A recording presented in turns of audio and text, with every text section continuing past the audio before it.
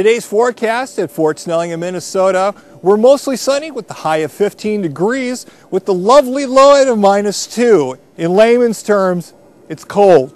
Hi, I'm Sergeant First Class Chris Farley, and I know I'm a poor excuse for your local weatherman, but instead, I'm giving you the polar opposite visualization of an intro into our next story that takes place on the un-Siberian cold continent of Africa. Open up your mouth, pumpkin. If you've ever been to a farm or petting zoo, you'll never forget the pungent animal aroma that comes with the visit. As bad as this stench is, this aromatic smell here in northern Uganda smells more like victory for these civil affairs warrior citizens fighting the global war on terror. This CA victory is obtained through preventive medicine that can prevent disease in a country that lacks the assets to cure the problem. The functional specialty team from the 350th CA Command and Ugandan Veterinarian teams will vaccinate and treat every animal present at this VETCAP. Well, we inject the animals, we treat them for worms, deworm them, and other sorts of diseases they have, skin diseases, so on and so forth. Do the chickens, do the goats, ivermectin, and basic stuff. You can just leave him here if you want. This one is mine. Okay, that's what I'm saying. We'll inject him right here if you want to. You don't even have to untie him. Okay. Okay? Thank you. Uganda is another battleground the Army Reserve has a stake in fighting the global war on terror. But this fight isn't being fought with bullets. Instead, it's being fought with diplomacy and humanitarian relief.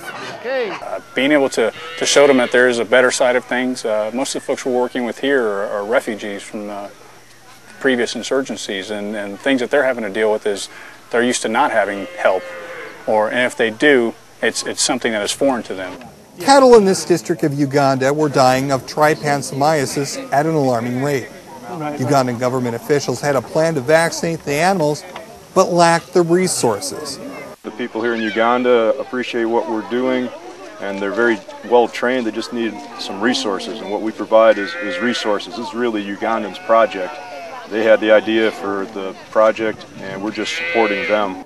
This is why I like my The 350th CA Command under the CJTF HOA mission is to find and support animal health projects in its area of operations.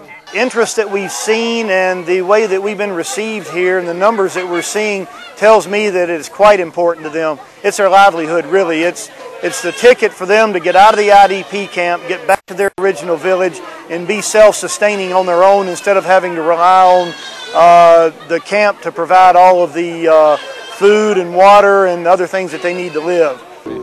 The VETCAPs run by the 350th and the Ugandan government will increase the quality of life for these displaced people from their previous insurgents.